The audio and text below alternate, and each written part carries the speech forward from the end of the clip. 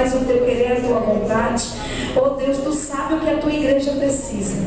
Tu sabe, Senhor, que nós precisamos ouvir a tua voz, a tua palavra, seja ela para correção, seja ela para abraçar, seja ela para acalentar, seja como for, Senhor, que a tua palavra venha edificar as nossas vidas hoje, através da vida do pastor João, que aqui está, Senhor, disposto, disponível e determinado a fazer a tua obra. Assim nós já te agradecemos em nome de Jesus. Amém. Comissão, pode sentar aqui para vocês ficarem de frente. Vamos sentar ali que fica melhor, para você não ficar com o pescocinho assim, né?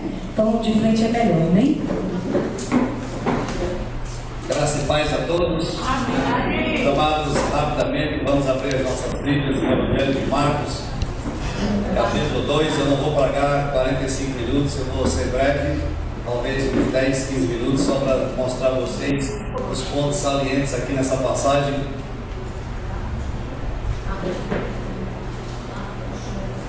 Marcos, Evangelho de Marcos, no capítulo 2, todos acharam? Diz assim: e alguns dias depois entrou outra vez em Cafarnaum,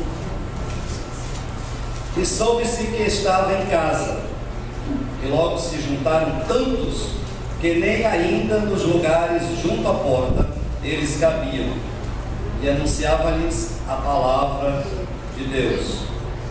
E vieram ter com ele, conduzindo um paralítico trazido por 4, e, não podendo aproximar-se dele por causa da multidão, descobriram o telhado onde estava, e fazendo um buraco, baixaram um leito em que jazia o paralítico.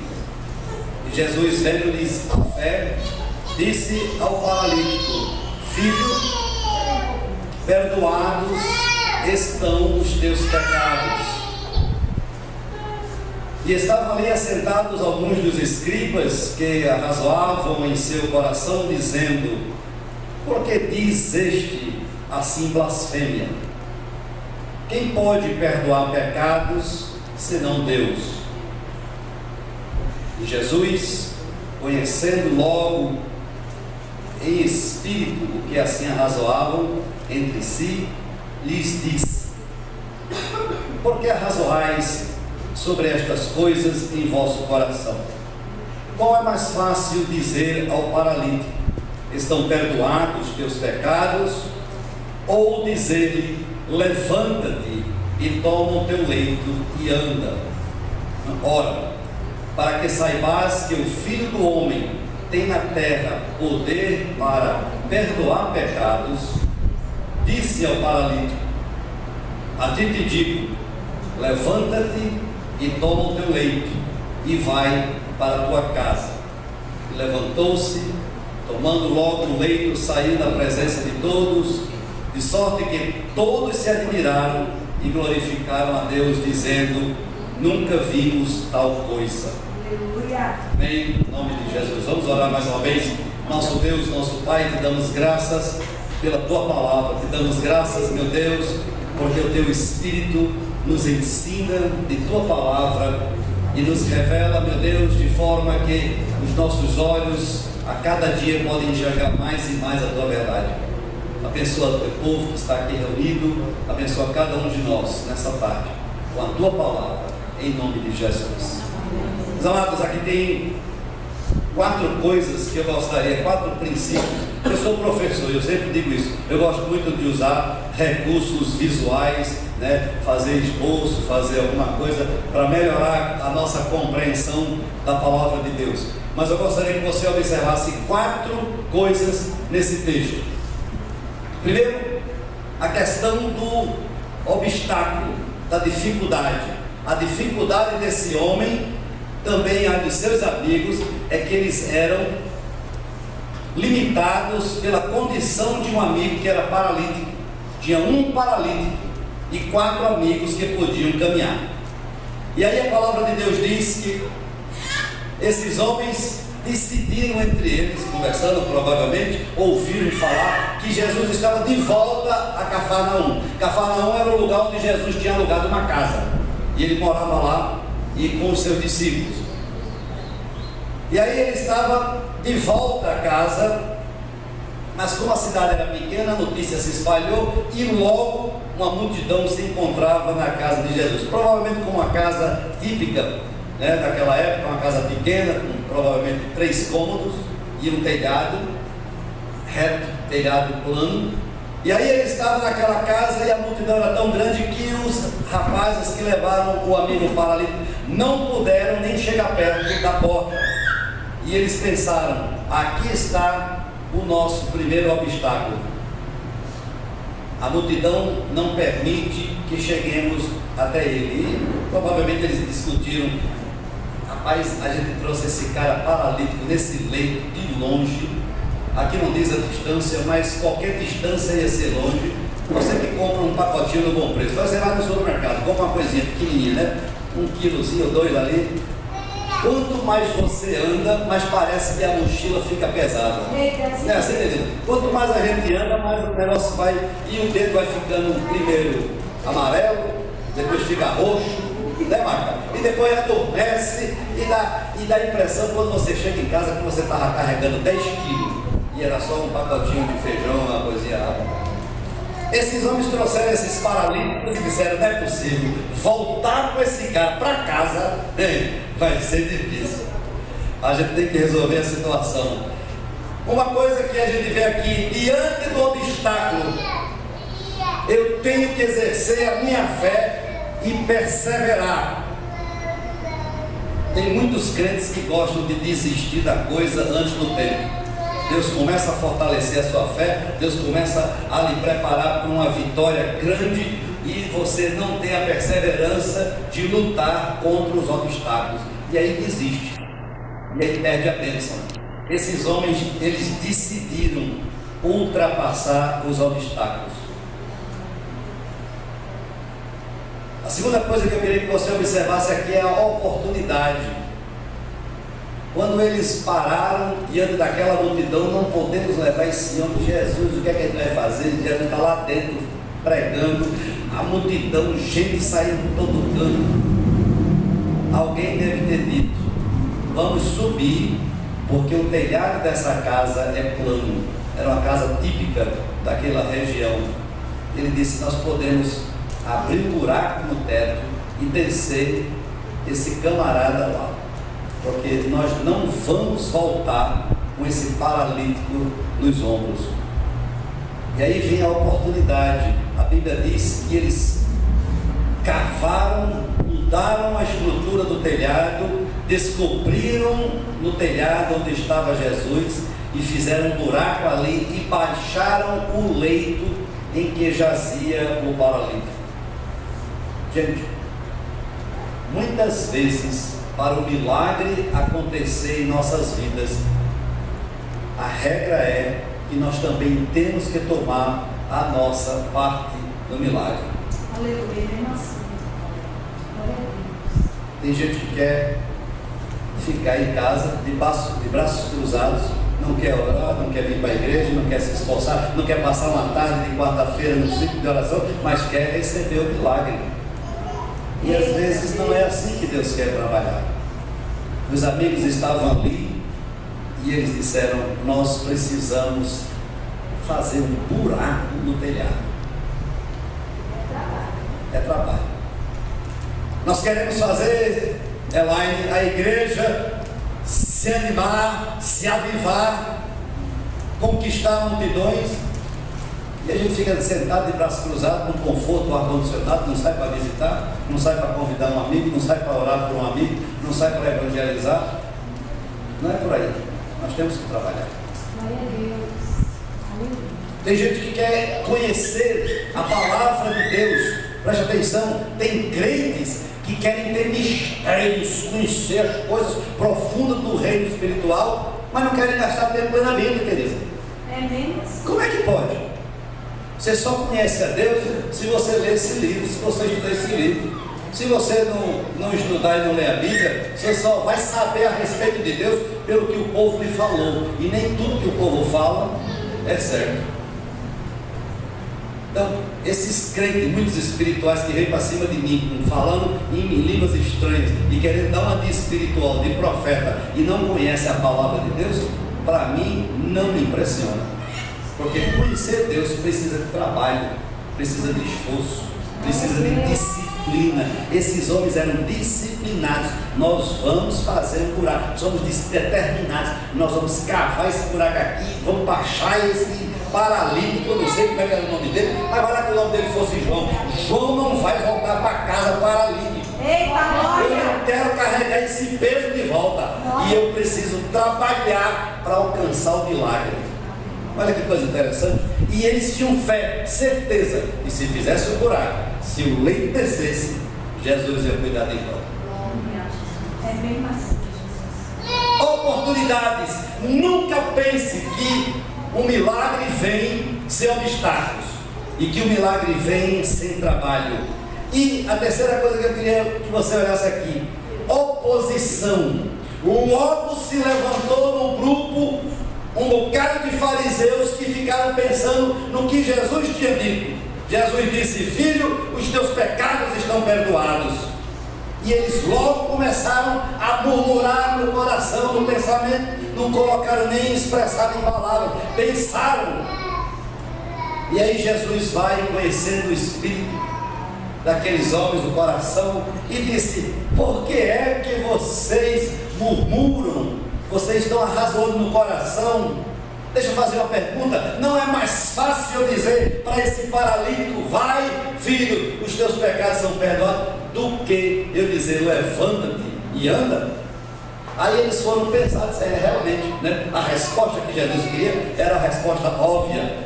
Claro, é muito mais fácil falar assim, mas para que vocês saibam que o Filho do Homem tem poder não somente para perdoar, como também tem para curar. Filho, levanta e anda. A oposição, ela tem que ser colocada no seu devido lugar por duas coisas. Primeiro, pela palavra de Deus, para que vocês saibam que o Filho do Homem tem poder.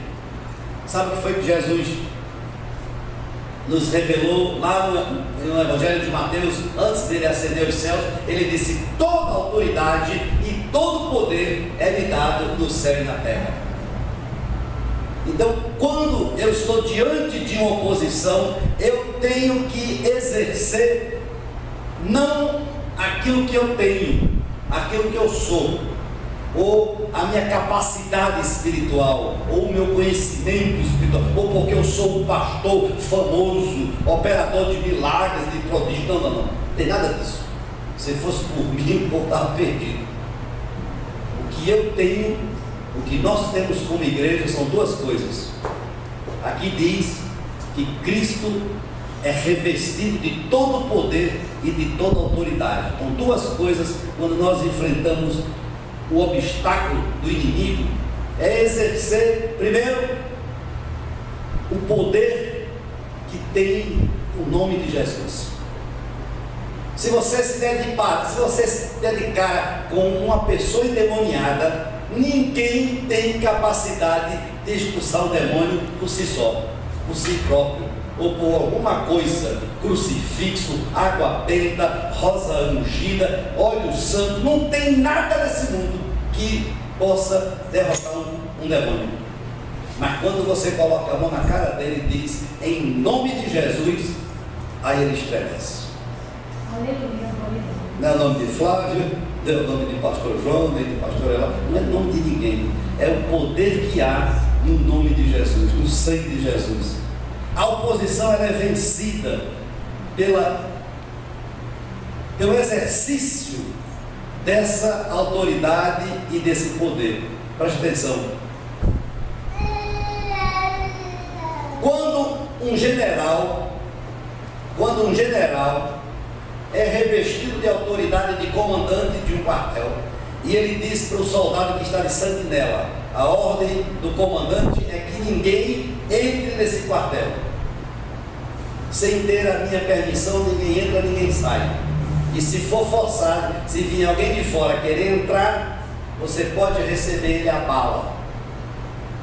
Então o soldado que fica na guarita de guarda, sentinela, ele carrega o fuzil, a metralhadora. Duas coisas. Aquele soldado, ele não tem patente militar nenhuma. O soldado está servindo ali de sentinela. Ele é o mais baixo dos soldados, o recruta. Mas ele tem uma coisa em mãos, ele tem um rifle, ele tem uma metralhadora, ele tem uma pistola, ele tem, sabe o quê? Ele tem o poder de atirar em alguém que queira invadir o quartel, não é verdade? Se chegar um malandro querer entrar e forçar a entrada no quartel, ele tem o quê? Ele tem a arma. Ele tem o poder de atirar naquele bandido, naquele invasor. E se ele fizer isso, vai ser por quê?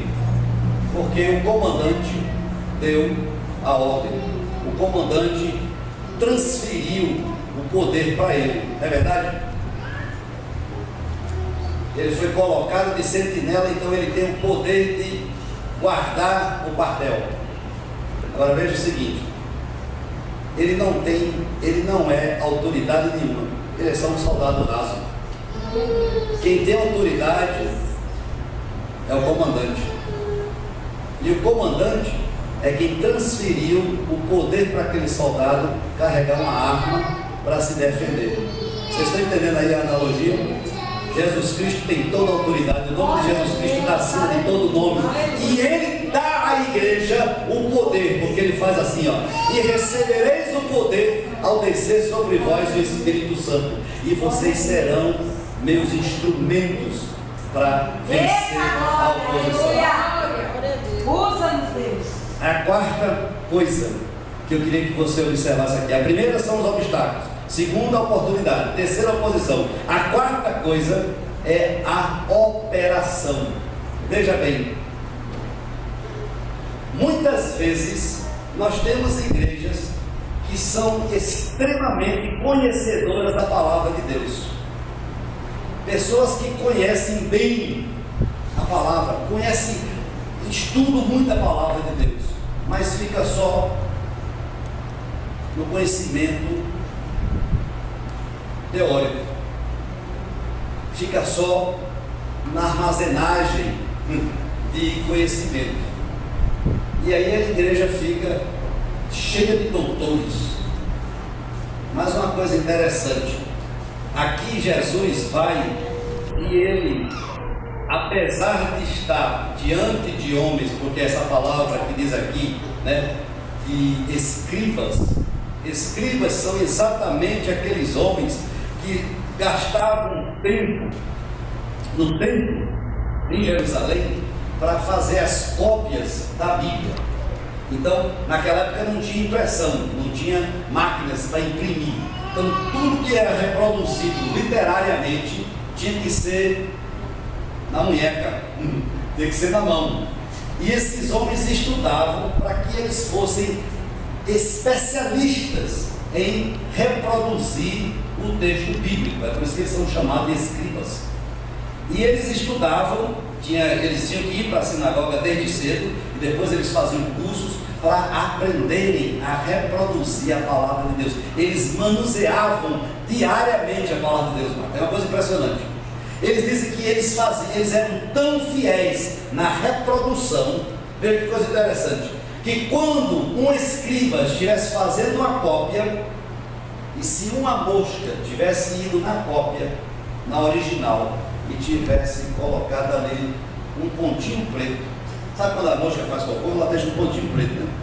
Se a mosca fosse no original, enquanto o escriba não estivesse usando o original, quando o escriba foi almoçar, quando ele voltou, a mosca tinha pousado ali e colocou um pontinho preto. Sabe o que eles faziam? Eles eram tão fiéis, a cópia que ele estava fazendo tinha que ser tão igual à original, que quando ele visse aquele pontinho preto de mosca, eles iam lá na cópia original e colocavam um pontinho preto também, porque eles não queriam falhar com a cópia, para que ela fosse exatamente como a palavra de Deus estava. Esse homem que estava aqui, esses escribas que estavam aqui, apesar de serem oposição a Jesus, eles eram extremamente Porque eles conheciam a palavra, eles eram os guardiões da palavra, mas eles não estavam vivendo a palavra. Nós corremos um risco, muitas vezes, muito grande, de sermos religiosos, de sermos praticantes de um cristianismo que está afastado da realidade de se viver no dia a dia a operação do poder de Deus. Jesus disse para os seus discípulos: vocês erram. Olha que coisa interessante, foi para os discípulos dele que ele disse isso: vocês erram, porque vocês não conhecem as Escrituras e nem o poder de Deus. Então, a operação do poder de Deus vem na forma da atuação direta de Jesus, de intervir com a natureza daquele paralítico. Jesus diz assim: ora, para que saibas, versículo 10, que o Filho do Homem tem na terra poder para perdoar pecados. Aí ele se vira para o paralítico e diz: filho, levanta-te e anda. Aleluia. Glória. Eu quero que você saia daqui hoje, da tarde, com essas 4 coisas na sua mente: os obstáculos da sua vida, daquilo que você pode estar passando na sua vida como obstáculos, mas olhe para os obstáculos com os olhos da fé. Transforme esses obstáculos em oportunidades. Percebe? Não se intimide da oposição, porque tem gente que chega perto de você só para lhe puxar para baixo. É aquele que chega, o dia está lindo de sol, você diz: puxa, que dia abençoado, que dia lindo. Aí a pessoa vai para você e diz assim: é, mas pode chover.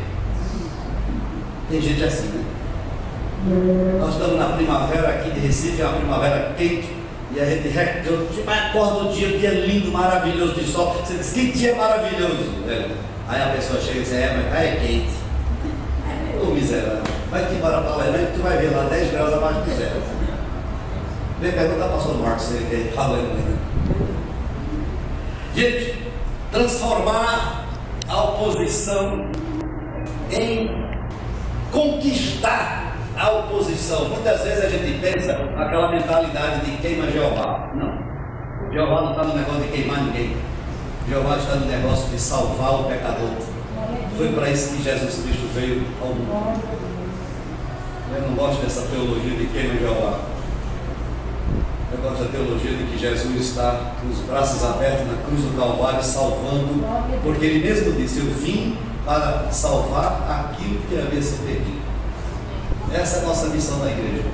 E, por último, a operação, operar. Gente, nós precisamos ter nas nossas vidas a realidade da operação do poder de Deus. Basta de cristianismo medíocre, basta de viver com as migalhas. Eu quero me banquetear na presença de Jesus, eu quero viver os milagres, eu quero ver vidas transformadas, vidas modificadas, gente que sai da depressão, da opressão, da possessão, para viver uma vida abundante em Cristo Jesus. Isso é a operação do poder de Deus, e eu espero que essa passagem tenha lhe abençoado essa tarde.